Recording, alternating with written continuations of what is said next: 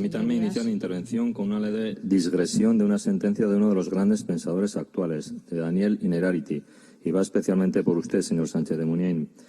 Si acusamos a nuestros adversarios políticos de no actuar correctamente cuando tenían la información necesaria, por mucha retórica de modestia que utilicemos, estamos adoptando una posición de arrogancia implícita. Acusamos sobre el supuesto de que sabemos que ellos sabían y no querían. Desde ayer estamos en el inicio de la llamada desescalada, la primera fase, y pudiera parecer que la crisis sanitaria queda en un segundo plano, dando prioridad a la lucha contra la recesión económica que estamos padeciendo y a la crisis social consecuencia de aquella. Pero no nos equivoquemos, prioridad no significa exclusividad. Y en ese proceso de retorno a las empresas, al comercio, a la actividad cotidiana, sin duda, tendrá que haber un gran apoyo público para la pequeña y mediana empresa, para todos, también para todos los autónomos, para todos aquellos que no pueden autoabastecerse del material sanitario de seguridad imprescindible para el regreso a la actividad económica. No puede ser que las grandes empresas que poseen muchos recursos provean a sus trabajadores de las mayores medidas de seguridad y que no suceda lo mismo en otras empresas que por su tamaño y recursos no pueden entrar en ese mercado de provisión. No puede ser que unas, las más poderosas, tengan test para sus trabajadores y otras, las más pequeñas, no los tengan. En nuestra opinión, ahí es donde tiene que estar la administración pública, ayudando a conseguir el material imprescindible para que los trabajadores puedan trabajar con la seguridad necesaria y velando porque la normativa sanitaria se cumpla de igual manera tanto en las grandes empresas como en las pequeñas. La seguridad sanitaria debe ir de la mano de la recuperación económica en estos primeros dudosos pasos y debe ser igual para todos. No podemos dejar a nadie atrás. Todos fuimos conscientes del enorme impacto económico que la epidemia iba a provocar por el cese de la actividad productiva, y así lo han ido ratificando los datos que hemos ido conociendo, de las hipótesis iniciales más o menos optimistas a la cruda realidad de los números. Hundimiento del 4,1% del PIB en el primer trimestre, mientras el paro subía en 3.077 personas en abril, alcanzando ya 40.442 personas. Cruda realidad que se acrecienta con ese dato sin duda demoledor que nos acaba de facilitar la consejera. Pérdida de ingresos del 20% que se traducen en 819 millones. Por eso, desde Geroa Bai planteamos ya el 27 de marzo, en la primera sesión plenaria en la que tuvimos ocasión de hacerlo, que había una cuestión que urgía, que no era otra sino la revisión del escenario de crecimiento previsto para el año 2020, porque necesitábamos y necesitamos certezas. En concreto, qué afección tendrían esos datos del PIB en nuestros ingresos, qué merma supondrían, para ir determinando medidas que los paliaran. Los acabamos de conocer, 819 millones, por lo que nos ratificamos con más convencimiento si cabe en lo que afirmaba entonces nuestra portavoz Uxue Barkos, y repito yo ahora, que los números en grueso pueden dar mucho vértigo, pero es cierto también que contamos con una presión de la deuda sobre el PIB navarro 2 puntos menor que la que existía en el año 2015. Va también para recordar quién gobernaba hasta entonces, hasta el año 2015, UPN en concreto. Y ese es un margen de maniobra muy importante. Y un margen de maniobra que deberíamos hacer más estable todavía, con lo que a nuestro parecer debería ser una inmediata emisión de bonos, aprovechando también el actual rating de la deuda navarra. Lo hemos repetido desde entonces, en todas y cada una de nuestras intervenciones. Emitamos deuda, emitamos deuda, emitamos deuda, y nos congratulamos de que se haya empezado a hacer. Sin esperar, desde luego, a las decisiones que otros tomen, sin esperar a lo que en otros lugares decidan, desde nuestro ámbito de decisión, de nuestra capacidad de decisión. Navarra tiene retos para hacer frente a la crisis con otras necesidades, de otra manera y, sobre todo, entendemos en Geroa Bai, con otra ambición. Con coordinación, sí, con colaboración, sí, pero sin inercias que demoren nuestras propias decisiones. Está bien, es positivo el compartir con la ministra Montero el hacerle sabedora de las decisiones que hemos tomado y que llevaremos a la práctica, tal y como entiendo que van a hacer el próximo jueves, así como el que ella nos haga saber tanto los criterios definitivos para el reparto como las fechas de ese fondo no reembolsable de 16.000 millones y del que, tal y como se ha afirmado, seremos también beneficiarios. Certezas y comunicación adecuada para evitar dudas. Apuntamos también entonces que establecer paralelismos con la crisis del 2008 y, por tanto, emplear de nuevo los mecanismos que entonces se aplicaron sería caer dos veces en el mismo error. Entonces sufrimos una crisis financiera basada en la mentira de la valoración de activos inmobiliarios y, como fórmula para solucionarlo, acudimos al rescate de los bancos y recortamos severamente nuestro estado de bienestar. Un estado de bienestar que, incluso maltratado, está salvando a día de hoy miles y miles de vidas humanas. De ahí la urgente necesidad que he comentado de emitir deuda que nos confiera de recursos que contrapesen la merma de ingresos y que nos permita mantener, en la medida de lo posible, ese estado de bienestar social. No podemos repetir, insisto, aquellas fórmulas que se dieron en el pasado y que acarrearon importantes brechas en nuestra sociedad. Brechas que logramos cerrar, si no del todo, sí al menos en gran medida, durante la legislatura pasada. Fórmulas que, recordemos, se basaron exclusivamente en recortes.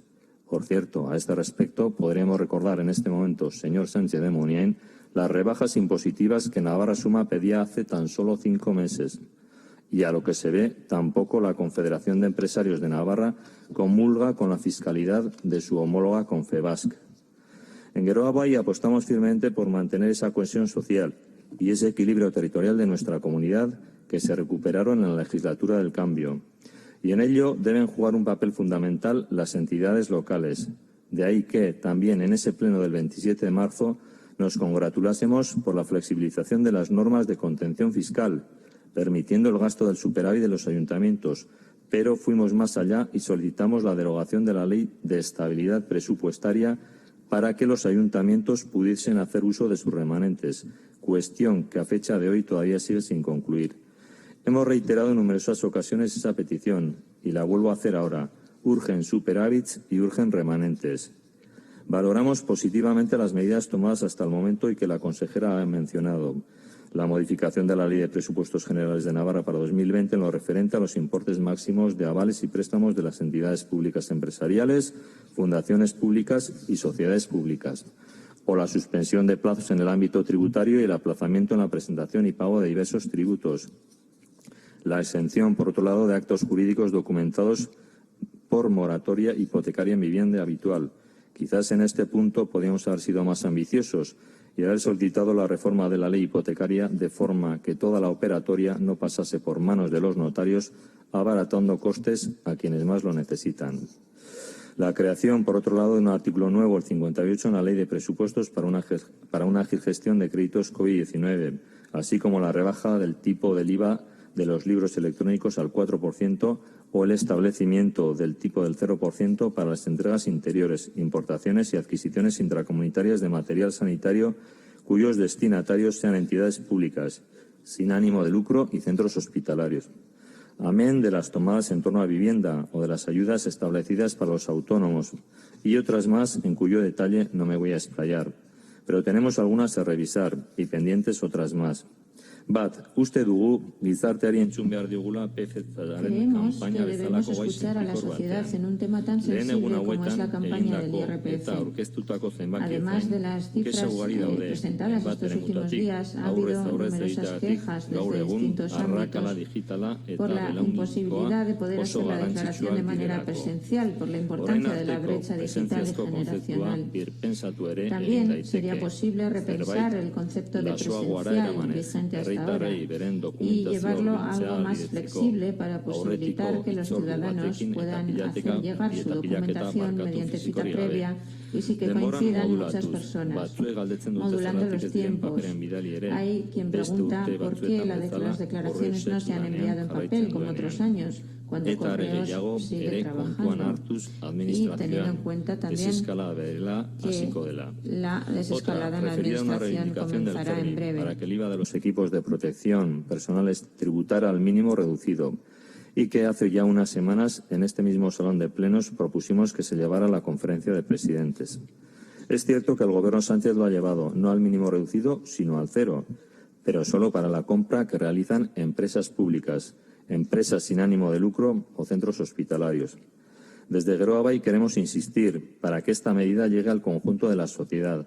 Son muchas las familias, muchos los ciudadanos y ciudadanas que están soportando un coste económico difícil en mascarillas, guantes, gel hidroalcohólico y otros materiales cuya carestía podríamos suavizar de manera directa si se impusiera ese IVA del 0%.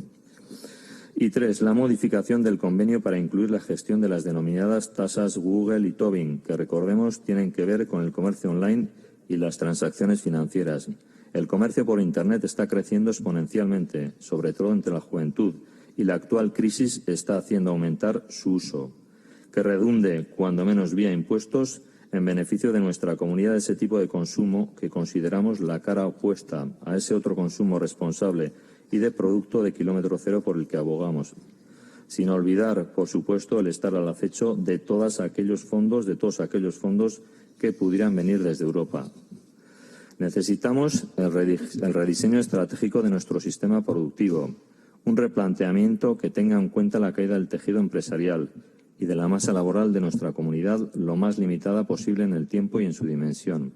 Y todo esto con un único objetivo: garantizar el equilibrio económico imprescindible para sostener la equidad de nuestra sociedad. Adelantarnos a la salida de la crisis puede convertirse en una oportunidad para situar a Navarra en el mejor de sus futuros. Concluyo con una pregunta acerca de la foto definitiva.